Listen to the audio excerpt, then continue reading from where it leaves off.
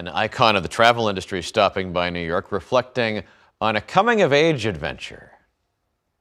Back with more of the best of Europe. This time, we're in England, enjoying a cultural workout in Slovenia. To be your travel partner as we explore the highlights of Egypt. We're rebuilding medieval terraces here on the most beautiful stretch of the Mediterranean coastline, Italy's Cinque Terre.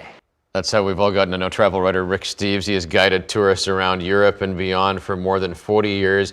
But now he's got a new book that winds back the clock to one of his first big international trips. The book is called On the Hippie Trail. It's the story of a trip he took from Istanbul to Kathmandu in the late 1970s. Rick is with us now. Good morning. Congratulations on the new book. Thanks, Pat. Would you be offended if I described you as the original travel influencer? No. I'll take it. I mean, it's become such a thing. It's not true, you know? But yeah. But it's interesting to see this different perspective from you, because this was just a trip you took as a kid. This was a 60,000-word journal that I wrote when I was a piano teacher, years before I ever wrote my first travel book, Europe Through the Back Door. But you knew it existed, but you hadn't really reread it, and in the pandemic you took out this journal, and you felt like there was something there. I wrote this for myself. It was a hardbound, empty book. I did that with every trip and I had this passion and this fanaticism to write down all my experiences very vividly.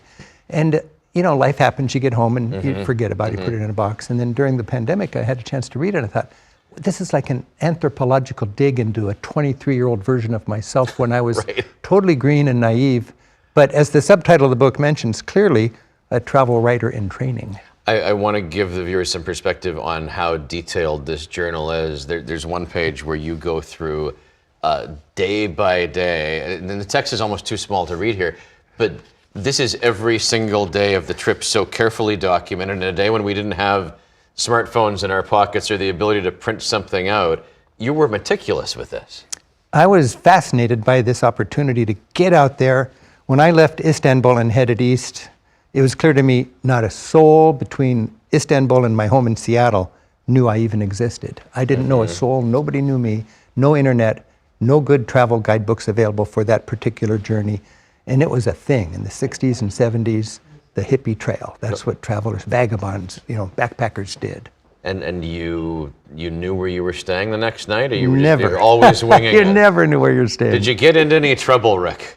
Well, I was sleeping on a train in Belgrade in Yugoslavia, thinking it was a free bed. It was just a car parked there, and at 3 o'clock in the morning it jerked into motion, and I didn't know where it was going, and we ended up jumping out at a suburb to get back into town. As New Yorkers, we tend to think that we've seen it all, right? Everything has come our way, particularly if you visit an urban area. It's like, well, if I can handle New York, I can handle this other city that I'm going to.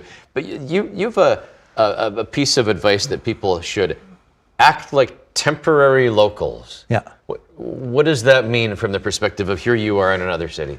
Oh, I am so interested in, I'm sort of like a chameleon. I change from country to country. When I cross a border, I absorb what I'm supposed to be.